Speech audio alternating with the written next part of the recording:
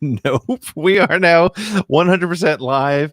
Hello, everybody. Thank you for joining us.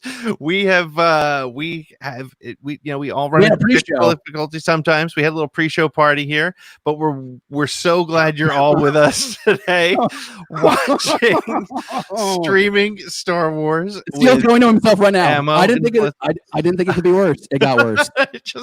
Oh my goodness. We'll do it behind the scenes at some other point. But the good news is we have Steele Saunders from Steele Wars joining us to talk about the most controversial, if you will, perhaps, or fan opinionated episode of The Mandalorian. And Steele, I like to think it's the episode that most people are wrong about. Oh, very nice. Steele, thank you for joining us, dude. How are you? I'm super good. I'm a little bit rattled after that. That's a good that was like a good fake out. Yeah. So I want to be like that was planned from the start, but it clearly wasn't at all part of the plan. So all right, I guess I gotta give the background on this. We were having some technical issues. We were running a little bit late. We were trying to get everybody on the screen together. And then we just decided it was just going to be a couple of us. It was just going to be we're going to go. And then the third would join us. And then we never started the broadcast. So we started the show. We started the show, but we insisted on I neglected to hit the start broadcasting piece. So if I disappear at any point, I just want you to know my cat right now is straddling my Ethernet cord. So it might happen again. We're not quite sure. But The Mandalorian, we're watching the Gunslinger episode this week. That's what we're doing in this moment, right? We are going to do that in just a few moments. I need a cigarette. I've never lost a fellow podcaster through cat straddling.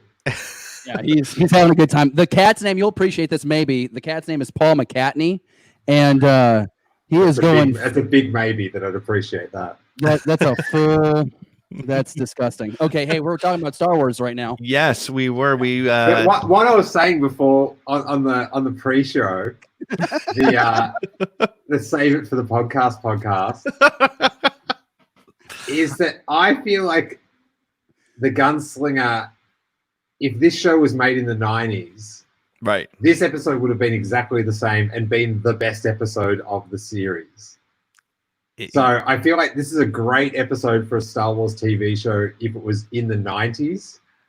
But now I sort of, if the whole series would have been like this, just with fan service and whatever, it would have been a bit too much. But I was trying to think about what I loved about this episode, and it was just, if I was 12, and this was on television, I like this episode would have been like, I would have had no qualms with anything. That guy got what he had coming to him, and who does he think he is? And oh my God, they're back at the cantina, pit droids, like all that stuff. It was, I just would have thought if I was 12, man, this would have been like a perfect 45 minutes of my life. Yeah. It's enough fan service. And it also includes some of the most challenging acting. But I'll tell you what, those of you who are with us, make sure to have your Disney Plus app open and ready. We're going to hit play together in just a couple of minutes. I should say, Frammy in the chat is asking if Pete is sitting in the cockpit of an X-Wing. These are the sort of fascinating things we covered in That's right. Yeah. We also compared. Go ahead, Pete. No, had we been running earlier and hit the play button, you would have seen. Put the helmet on. Go ahead. Put it. I'm not putting it on. I'm just saying that safety first. I should put it on at the speeds that I'm going in this X-wing. You can clearly see it's not parked. I hope your little chin guard's got a little pull-up mask bit when you have to refuel your X-wing.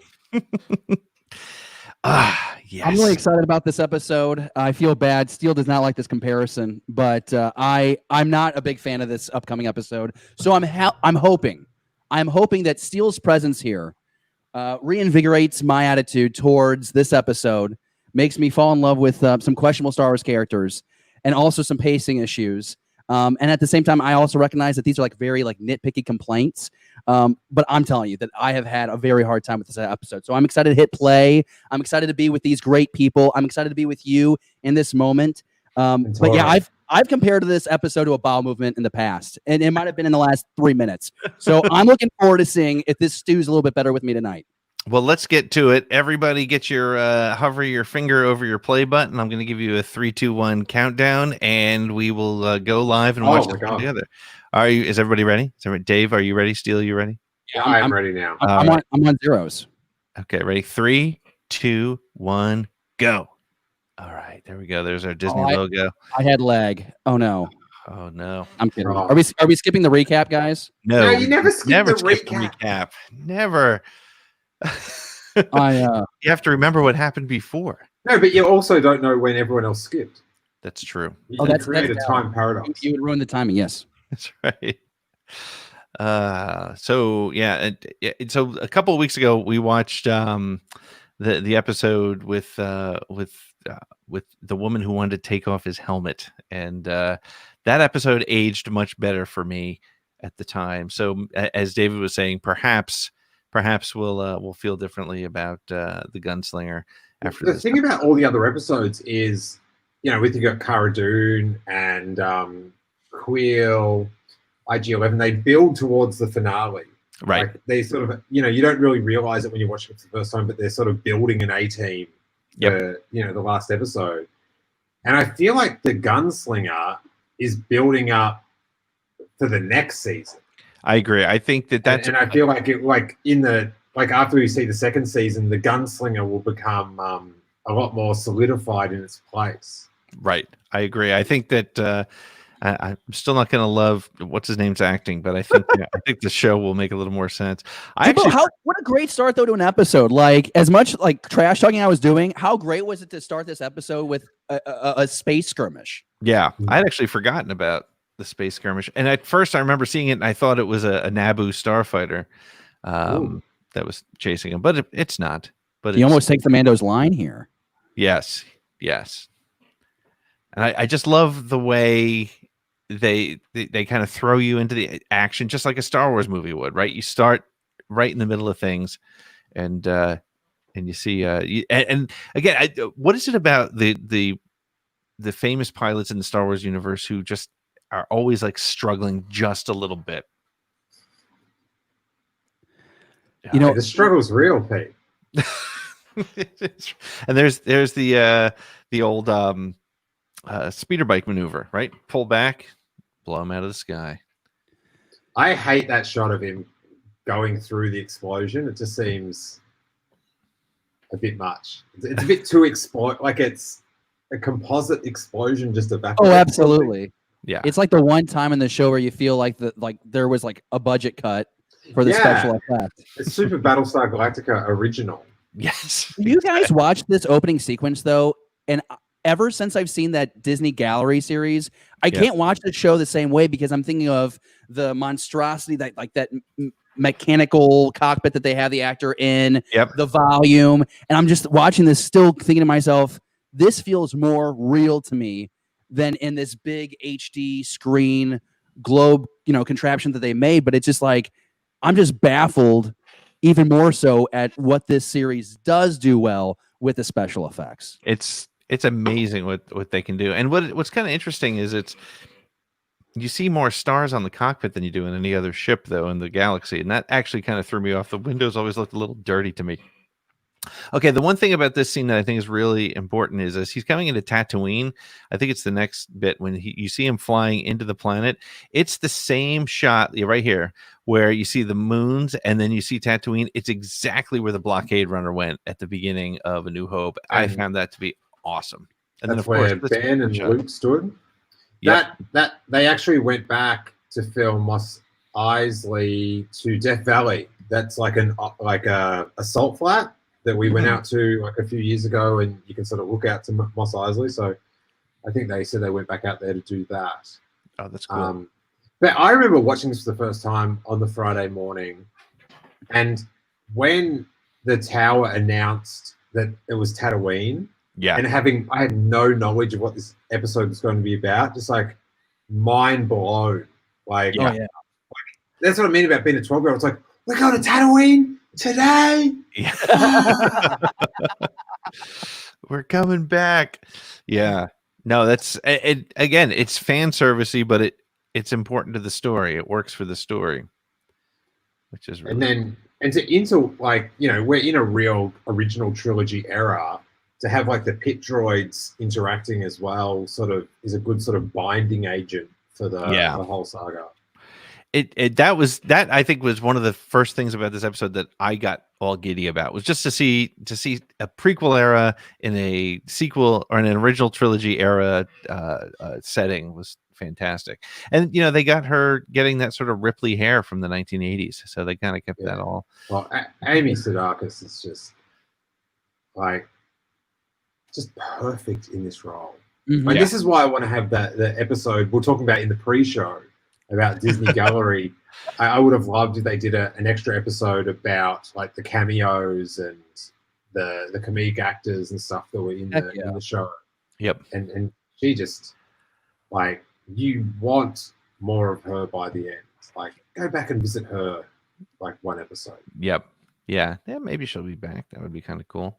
Walking through the streets, just this is when I first got my chill, kind of like what you were talking about, Steele. I did not think that they would go to a planet so familiar to fans, and then to be walking down the streets and you see like the stormtrooper helmets on the pikes. Like, that was chilling to me, and it was like, wow, this is like the closest I think we'll get to like a Star Wars horror moment. I don't know, that shot is just awesome to me. When he walks out and you see all the different corridors of Tatooine, it's like, oh my god, it exists. Yeah. Like, it looks so realistic. It definitely felt like they went right back to it. Yep. Yeah. And what is it about? And I think Framey said it, or somebody said it in the chat. What is it about the Mandalorian that he just leaves the kid wherever he goes? He just leave an unattended child, and I'm sure he'll be just fine. Well, I mean, he just came off the last episode realizing that he couldn't leave him on that was a Sorghum or whatever the planet was, because he was being hunted, but he leaves him here now. I mean, as a fairly new father, I find his practices very disturbing. And if it was fine just to put them in a locker for a little bit while you go for a tour of a town, sure. Hey, put that in the manual. I'm all about it. Like, but from what I've read, thumbs down. I think that's frowned upon. I appreciate how parenting continues to come up on this show. We've documented very well how Pete has flawed methods in his parenting as well. And so, Steele, if you're looking to contribute to the parenting, I think it can only get better, the advice that we give here on the show. Pete pushes his children sometimes out of the shot when they try and make a cameo. It's really sad. I have to. They get in the way. So it's. I've edited Harrison out more than a few times. I want someone to look at me like the way she looks at Baby Yoda. This is beautiful. Yeah. Oh man. All right. So now, was this in the volume? Did they just recreate this in the volume, or did they recreate that external shot? Because the internal, we know they rebuilt that internal set, right? Yeah, I feel like the archway was built and then the rest was digital, just because the shadow like bounces like through the arch and stuff. Yeah. But it is remarkable. R5D4 lives. Yes, and he's canon. But you know, I found this shot online where you see the same angle of the same thing. It's amazing how much they were able to pull it right back together, and or just bring it right back to life. And again, here we go. There he is. There's the guy. The true heir to the back seat at the Mos Eisley Cantina. I think it just tells you there's nobody there. So feet on the table. This guy's a schmuck. It's just a giant fly at the other end. So it doesn't bother you guys. Giant fly is so good.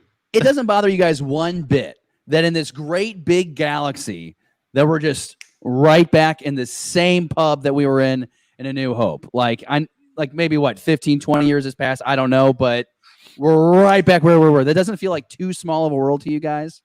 I think the Star Wars universe got incredibly small when Anakin built 3PO, and at that point, it was. That is exactly what I was going to say. After that, I feel pretty flexible. Yeah. So I've seen this guy. I think he was on Inside the Actors Studio a few times, and seeing some of the methods of Pace University being put on display here. But the thing about Jake Carnival, Toro Calican, everyone dislikes the character, right? Right. Job done. Good actor. That was. He's not meant to be a likable character in the show. He's too good for you to handle, David. He's gripping your emotion. I mean, see, let me put it this way: like, well, I'll just leave it alone. But you might have a point. I don't know. I was going to say something about how like I think I'm a good podcaster, but I showed up 25 minutes late to my own show. So that does it make I don't know, but I missed the moment and it was late. This, I want to like him so bad, but in this moment, I think I just hate him even more. I think it's, to me, I think my biggest challenge with him is his acting. I think his acting is just, it's no offense to fan films, but it's like, but do we watch Star Wars for the acting? Because I don't think we ever have. We don't, but his acting is so bad. I would like to. Yeah, his acting is so bad it pulls me out. Yeah, I think he's got the bad Star Wars acting down. He's so good at being so bad. In like there's a certain tone of acting. I don't know. I just think he's got that just creepy bad guy thing. But I was thinking about before we got started about, because you're always so puzzled with what I like about him, Pete. Yeah. Now I don't know what bits make me happy. Like that's a different question. But the simple thing is, just his existence makes me happy. Why is that? He just makes me happy. He's just so. He's so 90s. Do you feel like that's a character? Okay, maybe this is a huge stretch, but I could see myself being that person in the Star Wars galaxy. Like, I like to pretend that I'd be a great Jedi, but I'd be that piece of shit guy in the corner trying to pull one over the guy who's leading the show, and I get shot at the end of the episode. Like, I'm probably going to be that guy and not the star. Is that fair? That's very fair. That's how I feel right now. Hey, Mando. What a line. He's playing the heavy from an 80s snowboarding movie and nailing it. We nerds have deep DNA to dislike the type. Ion Cannon, let's go. That's what I'm saying. That's great analysis. Ion Cannon said that? That's excellent. Very funny. Guys, this is my favorite moment because it's like right back to Attack of the Clones. We're going to show you 7.5 minutes of just speeding over the dunes of Tatooine. It's super Attack of the Clones, isn't it? It really is. It's so cool to and again, I think that's what the only thing that stops me from just having complete disdain for this episode is because it is so full of memories. And as you said, is this a good memory? Well, just the memories of going back to you don't think flying across Tatooine's a good memory? It's a great memory. It's what got us here in the first place. But I think it's also, like you were saying before, Steele, this episode will have more weight in the future. I think I agree with that. It just reminds me of like a video game cut screen in the 90s. It's the best. 100% right. I could almost see it like in 64-bit graphics. Yeah, well, they should be talking like this, like, what do we do now, Mando? This scene that's perfect. David, you cannot front. This scene is immaculate. No, I do like the snow person just showing up. Like, that was funny. I was laughing because I like the fact that he uses like the universal, like, we're slowing down here now. Like, I don't know. It just made me laugh. He holds up his hand. Like, I've seen this guy on the highway in the U.S. a lot of times. Like, I'm slowing down. It's like, bro, it's a red light. I know you're coming to a stop. It's all good. And what is it? How do Tusken Raiders move so that they can just appear right there in front of you? They're pretty crafty. So good. They're kind of like moles. They just kind of like pop out of the earth. and the way they reframe the Tuskens on Tatooine and their role, and like it's quite ingenious. This is a great I don't know what you people are going on about. I might be coming around, but I don't want to give you too much credit too soon. And with this sign language thing, okay, this was making me laugh. I remember like the first time I watched it. Now, isn't it? It's an actual deaf actor, right? Yeah. Who's the guy who's playing him? Yeah. Which is pretty cool. And I think, okay, so we've talked before, David, about getting back on the bike. Just 1 second, getting back on my bike. All right, gotta take Wait, off here. the bit where he goes, they were brand new, and the Mandalorian goes, yeah, they were. Very 90s kind of. That's like good Star Wars humor, though. Like that, and that's fair. Like I think sometimes like, I'm one of those people that get bent out about like the your mama joke at the start of Last Jedi. Like I'm one of those people. I'm sorry, but I am. But like that was just like, oh, that was a situational comedy. That was great. Now we're rolling around in the sand. And then the do bag again. It's like every 2 minutes there's another callback to that says "Remember when," and it's all done. It was smart that it was done on Tatooine because the Jawas, of course, on whatever planet Kuil was on, felt a little in your head. You have to kind of tell a story about it, but to see a do back in Tusken Raiders here is great. But the point I was making before, David, is that we talked about how the Mandalorian had to evolve as a character and had to learn, and this is the first episode where we sort of see him being the teacher. I mean, Toro said it's his first job and he needs the help, but and that's kind of I like the tough love kind of approach he brings to it. Yeah, I kind of feel like this is like one of those Yoda, like you must unlearn what you have learned. So he goes through these trials and errors very early on in the first couple of episodes. And so now he's in that mentor role. But I think we have to believe that even this entire time, the Mando does not trust this kid. Like he knows that there is something else playing out. The Mando is still somehow just a couple of steps ahead to stay alive, really. Yep. It's amazing that Bounty Hunter getting dragged didn't end up being like Dengar or something.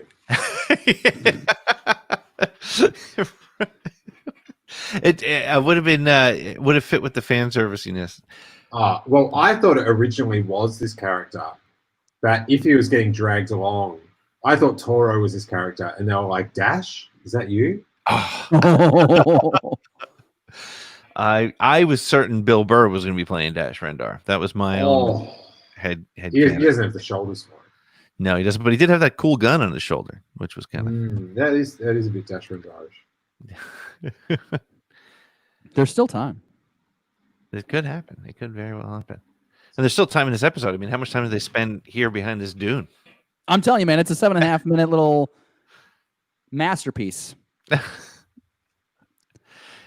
Yeah. You know, Steele, you and I had talked when you were on my show about your love for Shadows of the Empire. I think that's where we're coming to with this. I think that's why you like Toro Calican. He feels like he came out of Shadows of the Empire.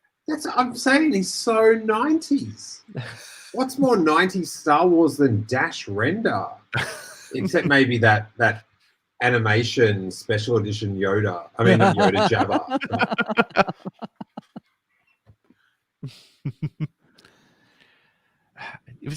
Dash was the new Hope in 96. He was all he had. He had those 80s sort of shoulder pads. I've got this gift. Oh, it's good. Little gun swing there. Gun thing, good gift. Just I've done this with a Nerf gun for like the first 28 years of my life. Just my dad's eyes closed, and I'm just kind of like, I'm gonna get you, Dad. I feel like David doesn't like Toro because Toro is just like a more exciting version of him. No, that's what my point was earlier. I'm this guy in the galaxy. Like I'm not anybody great. I'm nobody special. Anthony YouTube says the Gunslinger is one of his favorite episodes of The Mandalorian so far. If you're a fan who watched Rebels Twin Sons episode, you saw total parallels. I don't know what those parallels were. What parallels do you got there, Anthony YouTube fan? I'll be watching for your comments because I want to see them. How that shows up on the screen is amazing. I thought this assault was really cool, like how it was shot at night. It's something that I don't think I've seen a whole lot. And the flare thing, like this really did work out well for me. Smart idea, yeah. I thought I like that little sort of thing of wrecking the night vision to get an advantage. It's a little trick. See, now if Anakin would have been going through the sands of Tatooine like this in Attack of Clones, way better movie. I'm just saying. Alamere in the chat says Kurt Russell to be Dash Rendar. Oh, whoa, that would have worked. That would work. I like that. What about Chris Pratt? He could do it. I would say like 15, 20 years ago, Val Kilmer could do it. Val Kilmer? Come on, why not, man? He was Batman. He could be Dash Rendar. Anybody can be anybody, except me. Apparently, I'm this guy. That's true. Dude. How did he get behind her? Talk about characters that I hope like somehow do return in season 2. Like Steele, if you're right, we need way more time with this assassin. Yeah, Fennec Shand needs to come back. Absolutely. It was just like a really cool concept that I don't know. I don't feel it was fully utilized, but maybe she's back. She's such a good actress, and she's a very physical actress. I think she would be perfect to come back. I don't know. What do you think, Steele? You think she's coming back? I think she will, because I don't know. It's just no one ever wants to see a female assassin go. Right. Do you know what I mean? Like even Zam Wessel. Poor Zam. We liked her. I liked her. What was the other one that was Aura Singh? Aura Singh. What she had such great promise in '99. But Beckett took her out, man. Aura Singh had so much promise that she was on the cover of the Star Wars Insider. Yeah. The issue from that covered the premiere of Phantom Menace. So, but wasn't she only in that one shot of the speeder chase? Like she was just in one pan. Yeah. Yep. Yeah, but the story was that she was going to like Boba Fett it in episode 2. I did not know that. Yeah, she was going to. How easy would it have been to put her there instead of Zam Wessel? I know. We didn't need the changeling. Oh man, what could have been, guys? Why don't they ever call us? They could just call us. We could help them. The thing is, that's the sort of perfect thing. I'd love them just to sow a seed, and then we'll have this character here, bring him back, major role in the next one. Yep. It's great stuff. I think we're going to see a lot of that in Mando. I think they're planting some seeds. Well, that's the thing about it is they've earned that trust. Yep. And it's exciting to have that trust and go, oh my God, this is going to pay off in the next season. Like it's like you want to have that faith in the series. You know, I think the only thing missing from Toro Calican is like a 1/4-inch gold chain around his neck, just hanging there below his goggles. Actually, I think it's missing Ice Ice Baby as his theme song.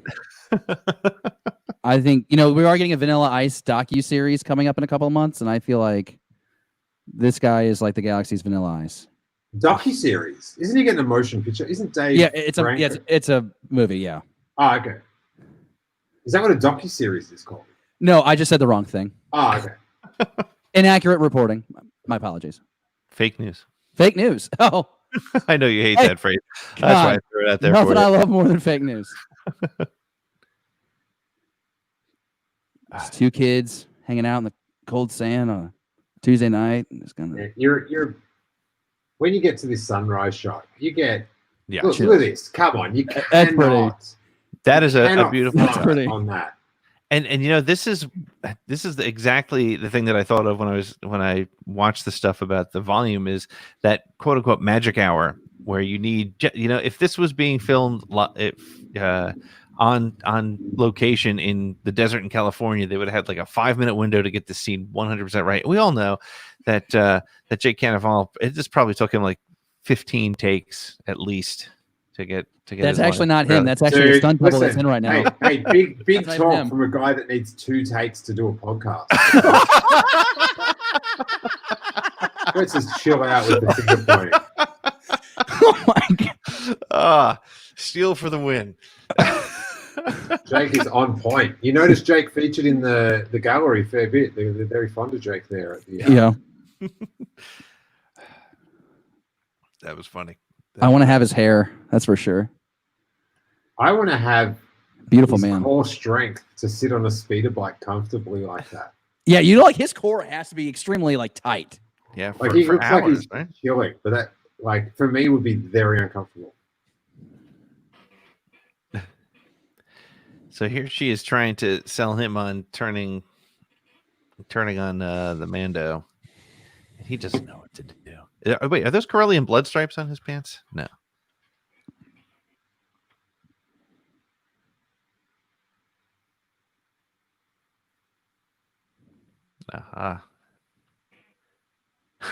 Ion Can, I love this idea. We need someone to license the speeder bike lounge chair. Yes, I need one of those in my house. I tried to make like my bicycle growing up. I tried to turn that into a speeder bike, but I didn't have money, so I took 2 broomsticks and like I took duct tape and I wrapped them around the front thing. I thought I was like the coolest kid I'm Toro Calican, I guess. I just wanted to be someone special. See, she has to come back, and for no other reason, just because that stare, like she's got a phenomenal sort of ability to just act just like out of the top of her eyes. She just pushes out so much more fierce than this guy. I know I'm. Oh, there's the shot. Don't cross Toro. There's no way Toro could take her out in the real world. Hey, buddy, you just did.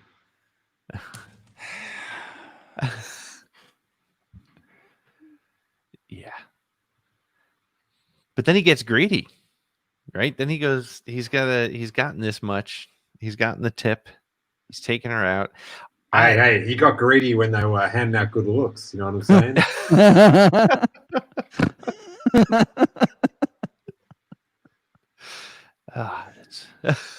I do like how he fixes his vest before he takes off. That's yeah, you gotta look your best as you roll on into Mos Eisley. Okay, this is I love this that is shot. amazing. Yeah, that's the shot. That's the replication of the Stormtrooper shot, which is fantastic. Now he should have taken her back. Should he have? Because just like 5 minutes ago, she was shooting at him. Yeah, but if she's dead, take her back at the bounty. That's the way I look at it. No, he should have like rocked her back and forth just to let us know what was happening next season. Just roll her over and be like, "Shoot her back." Yeah, see, she's still alive, but I'm going to leave her here to something subtle. Yeah. Do you think like I'd love for someone to really hone in on the sound, and you can just hear some light snoring.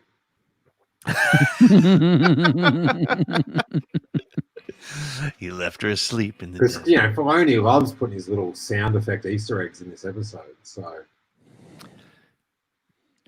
Framey did point this out, Pete, that he couldn't claim the bounty because he's still on the guild's wanted list at this point. Oh, good point. Good point. Something about the night shots in this entire episode, I think, are like my favorite. And maybe that's just because we're still on the heels of episode 4 where we get those great night shots with the ATSD, but yeah, I don't know. This looks really cool. I don't know. I don't feel like you see a lot of Star Wars at night. Yeah, that's a great point. You really don't see a lot of Star Wars at night, do you? I never thought about that. But ironically, that's when most people watch them. It is when I'm alone the most. You're alone at night the most? I mean, yeah. I mean, the missus, she's asleep. I mean, in this moment, I'm actually with you right now, but once this ends, I'll be alone again. Don't put a gun on the baby.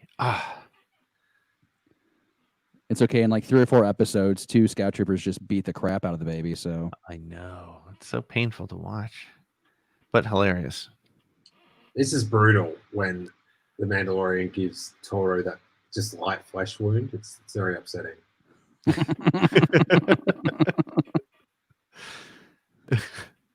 Oh my god, how Toro just shoots at the ground. That's like really pathetic. I haven't 2 shots. They look like Greedo shots in the cantina. Don't you think the laser bolts, it felt like they replicated the laser bolts from the Greedo shooting in the special edition just to rub it in with how bad a shot he was. Yeah. Anybody who sits in that booth, they're either like deadly accurate or can't hit something right in front of them.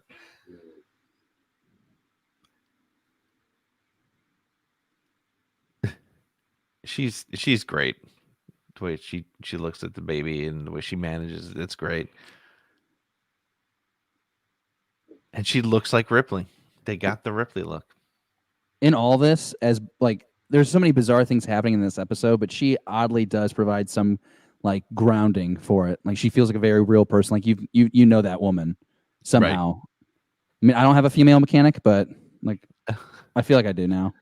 Well, the thing is, it's it's good for him to, as far as the storytelling go, to have a break from looking after Baby Yoda and just get down to some hardcore Star Wars. Yeah. So Yep. this was an excellent way to keep Yoju, if you will, away from the Mando for an episode. Pacing has to be incredibly difficult with a series like this. I mean, I think they knew, the overall goal for the first season, but like when you have all these directors in there, and that's another reason why I love that gallery series so much, though, determining where in this story you can take a break to allow the story to breathe a little bit so you can go on this side journey to Tatooine and let the Mando have some badassery. But, that has to be incredibly challenging to determine. I'm excited to see how they do that in season 2. And of course, we know we're going to have season 3. To me, like my background is I tell like 90-second stories. So everything has to be kind of like boom, boom, boom. But when they have 6 or, they have 8 episodes to pick, okay, this is the one where we're going to let it kind of slow down right before we build back up to that season finale. It's just really fascinating to me. Yep. It was, look, I guess, as the credits roll on this episode, it wasn't as bad.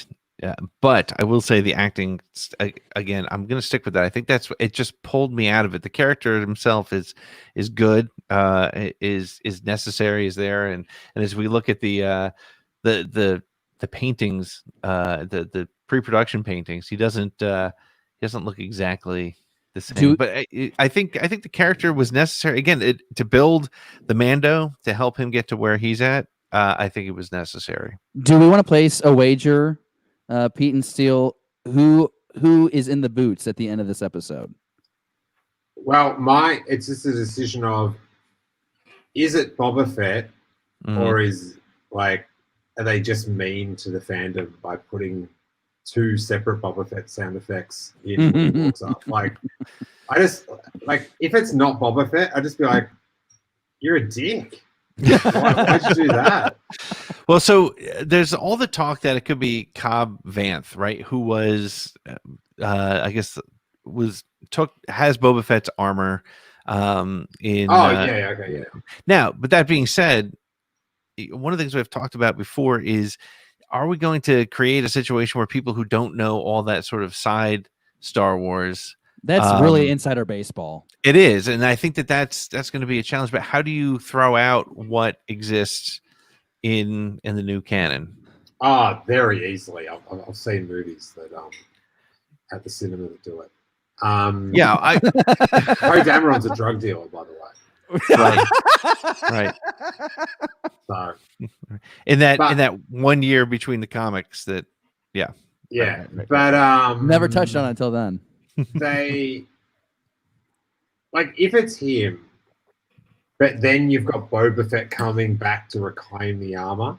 Yeah, that's something that a mainstream fan can follow. But I think if you've got the main character looks like Boba Fett, but it's not Boba Fett, right? And then this guy's got Boba Fett's outfit, but it's not Boba Fett. If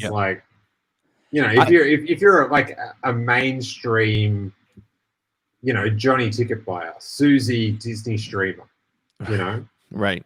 Then it's this is it's like McDougal's or whatever in Coming to America. I don't know. Is that a modern reference? No, that's valid. That's good. So I want Cad Bane personally. I just want to throw that in there. I know I just said it's too insider baseball to pull someone from the Aftermath trilogy, but Cad Bane was such a fan favorite. Filoni liked to play with that character. He was supposed to have a showdown with Boba Fett. You know what? I'm going to be optimistic. I'm going to say that's Cad Bane, and I think we get a Cad Bane. Well, no, I'll just stop there. I'd like it to be Cad Bane. I don't think that character was Cad Bane, but I don't think it's out of the realm of possibility that he could be there.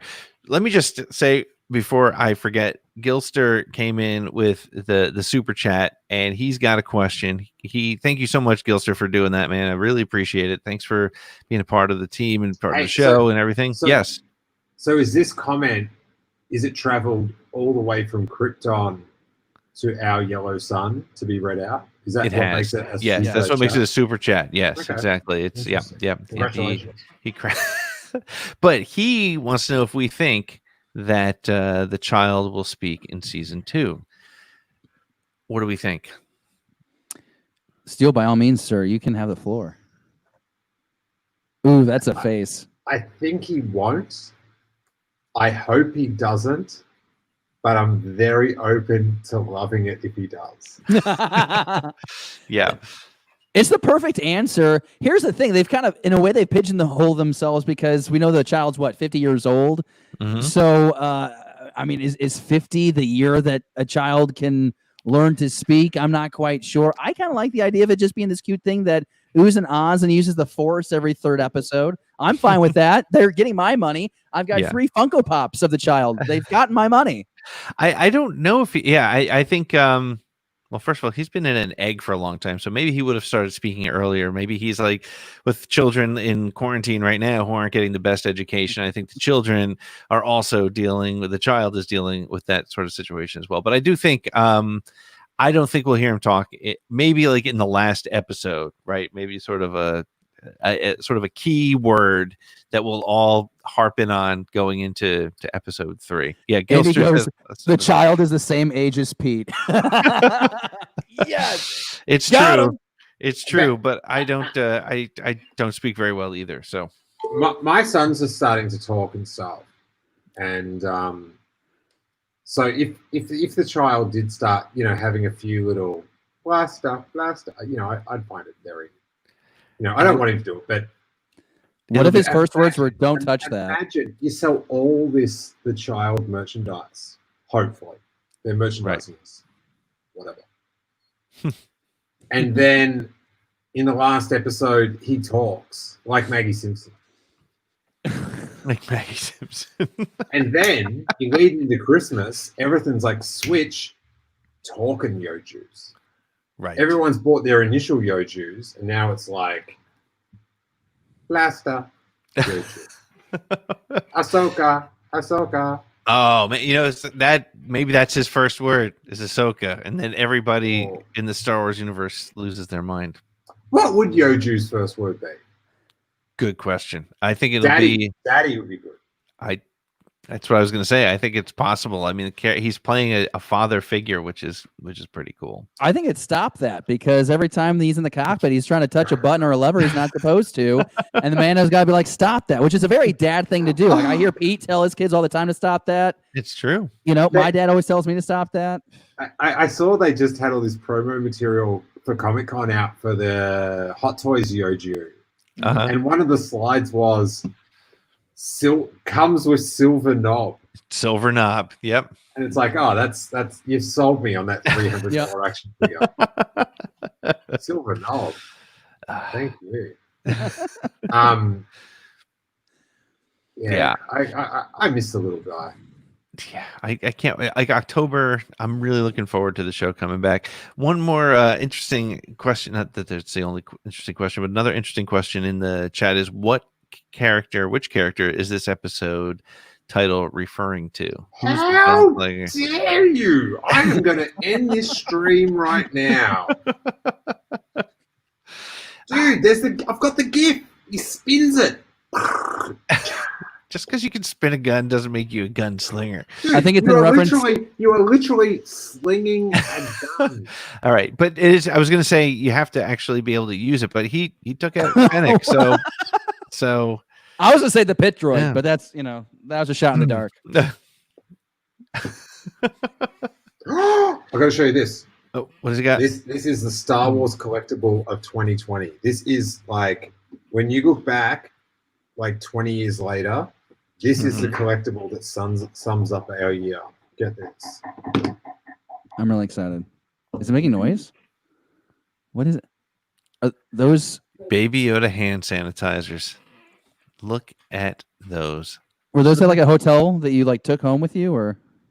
Dude, who's staying in a hotel in this day and age? He's not wrong. David, listen, buddy. It could have been months ago. I don't know. You're going to pick up a newspaper. You're in for the pandemic happened March 13th, man. I had a friend married on March 12th, and that night I stayed in a hotel, and I might have taken the soaps home. CVS. CVS, gross. Star Wars, Baby Yoda hand sanitizer in 3 different colors. I want the blue one. Although Steele probably wants the green. He probably likes the green the most. I like having the set. Like, I'm a Mandalorian hand sanitizer completionist. And right. After investing $6 plus tax, I've collected them all, you guys. See, that's the thing. Like, I'm the sand fleet of sanitizer. Yeah. Somebody in 20 years, somebody's gonna be like, you know what? I had the blue one and one of the green ones. I had the lighter green one, but I wish I had picked up the green one. And Steele will be like, I got it, but it's going for $528 on eBay right now. So, dude, and there'd be someone that's like, oh, I wish I hadn't used mine. Sure, it avoided a life-threatening disease, but oh man, you don't know what these are getting on eBay now. Oh man. All right. So do we believe it's Boba Fett at the end of that episode? Are we gonna see it? And is that how we're gonna tie all this stuff back together and make us feel better about this episode in the future? I think so. I not so much believe that it's Boba Fett. I just don't believe they could be such dicks by putting in 2 Boba Fett sound effects and then not being like it's like it's hot, it's cruel, it's horrible. Like my friend Hawes that does Blue Harvest, he's just had his Boba Fett. Boba Fett's like his fave, and there's been so many Boba Fett near misses with the film that the Trank film that he tranked all over a set and got taken away from him. There's like a James Mangold deal, and so if you don't know, there's the what is it called, the spurs, the sound of the spurs.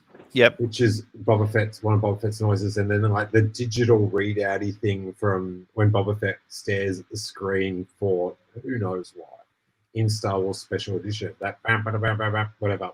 Yep. So if you put in 2 very distinct Boba Fett, like it has it's the choice is it's Boba Fett or you're a dick. That's it. Because it's not fair. Like it's just like, oh, look what we tricked you by putting in. Do you know what I mean? If you put in the sound effect of a TIE fighter flying overhead, right, you expect there to be a TIE fighter flying overhead. Yeah. But so, I mean, we talked before, though, about how it's a series for, or you need to make sure that you're addressing the normal people, the regular people, those that aren't insane like we are.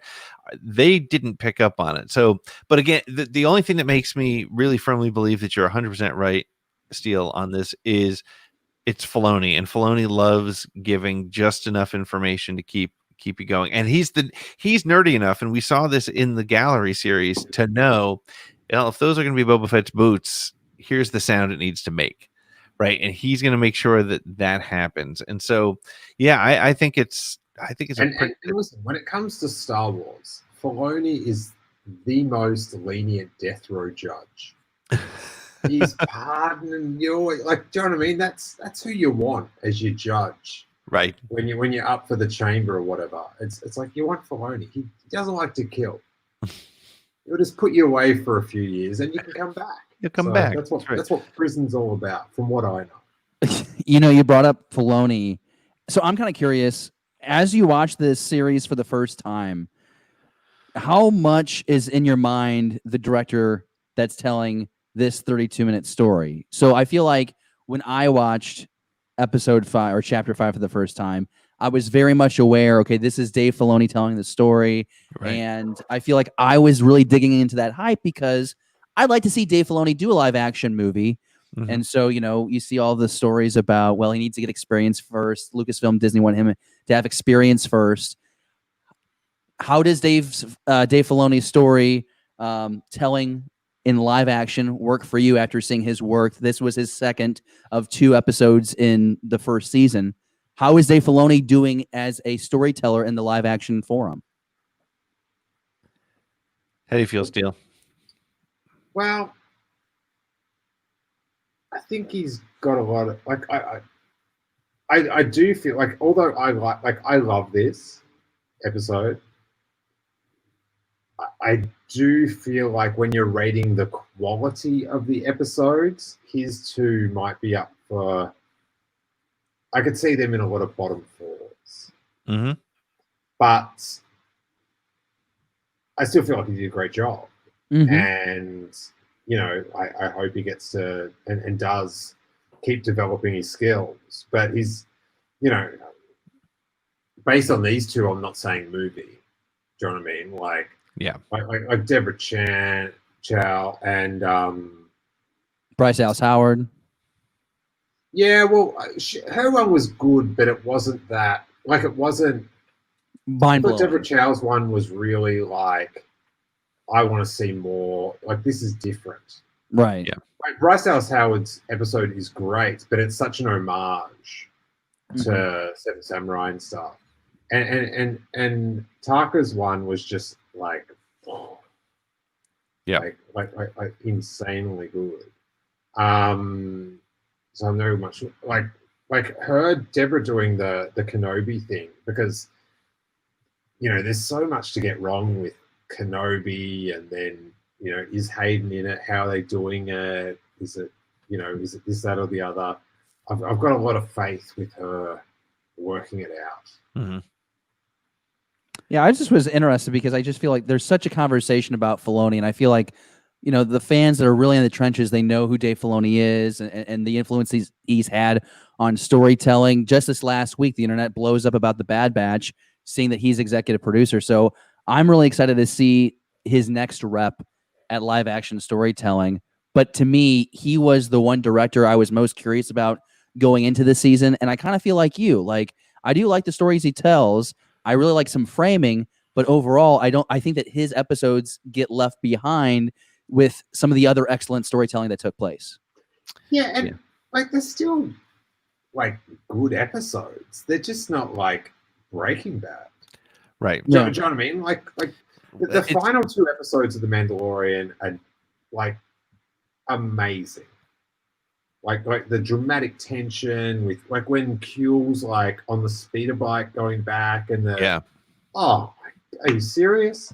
Right. That's like, but yeah, I feel like he's like, him and Favreau are just such like, and when you see them chat on the gallery, it's the big brother who's the definitely earned his way up Hollywood bigwig, and then the nerdy little brother that's like, like, oh, we should do this because of the Canada vehicle, whatever. Like, it's a great pairing. Like, they're getting things done. The series kills. Absolutely, yeah. So you guys stay in those spots, because I was pretty happy with that, and I don't like change. And make more spacemen like entertaining me every Friday morning. Yep. Yeah, I think I agree. I think we talked about how the series, that episode in particular, feels kind of 90s TV. When I was talking to somebody about it recently, we talked about the acting in the series, whether it's Cara Dune or Grief Karga or Toro Calican. It's not Oscar-worthy performances, but it's got that sort of 80s television show vibe to it. And so from that perspective, all three of those characters, though, they're like, it's like in all respect, it's great video game acting. Yep. And it fits in with the the space fantasy. It fits, like, that's the tone. Well, and it's funny you call it video game acting, because I described this series at one point as very video game like. It's very much mission, boss, win, next mission, fight the boss, win. I mean, episode 2 is exactly a video game. It's with the sandcrawler, with the sandcrawler, right? Isn't it like a stage on Super Star Wars where you have to climb? I think there was a stage, but I mean, just the concept of, you go back to your ship. Your ship is destroyed. You got to go get your pieces back. In order to get your pieces back, you have to defeat the monster. You defeat the monster, you get your pieces back. You go. right? So it's that same sort of thing. So the fact that you just pointed out, and I agree with it, hadn't thought of it, it's video game type acting, and it works. I mean, the whole series is a comic book and a video game. It's very well done. Whenever Grief does the hologram into like, Mando, you know, you must come back to the home base now. We will forgive everything. It's like, that is a video game touchscreen. I've seen it, and I'm pushing the red button on my Nintendo. It's like, come on, I want to sort of get to the stage. 100% right. That's great.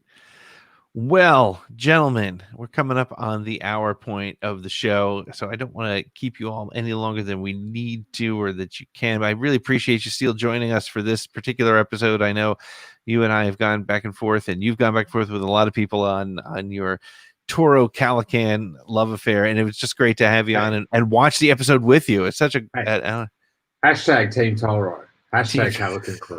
It's my hashtag. If people do that, they're like, I can't get it to the camera. Hashtag, it's my peace. Hashtag peace. Well, thanks, man. This was a lot of fun. David, thanks. This was fun. Yeah, I think I actually came together. Yeah, I think I actually came around in the episode. Like, it's still not my favorite thing in the world, but see, this is one. I think this is why you do Star Wars podcasting, and one why you invite other people to the conversation is, you know, you get a laugh at it, and I don't know. I think sometimes we have this way of taking it all way too seriously. Yeah. And so I think that was the omission that I was having earlier. Like, I was too critical of because I wanted to be a great story from Dave Filoni. I was too critical of all the fan service and all this stuff. If you just strip all that crap away and just enjoy it for a 30-minute Star Wars adventure, like, it's still a really fun adventure. So, Steele, if you taught me anything in this conversation, it's to get out of my own way and just have fun, because it's something that I'm guilty of, I think, quite a bit. And maybe there are more fans that do the same thing. Like, because sometimes it's really hard just to sit there and appreciate it. So we got to do that now. Can we reframe that and just say that I taught you how to love? Join us on this episode of Streaming Star Wars when Steele teaches David how to love. I want you to hold me like Baby Yoda. Gently. Hold me like Toro holds his credit. Oh my God. Firm, but you can still slide it right out, right? All right. Well, gentlemen, on that note, I'm going to take us out. Thank you all for hanging out with us, and thank you for watching, and we will see you again at the same time next week.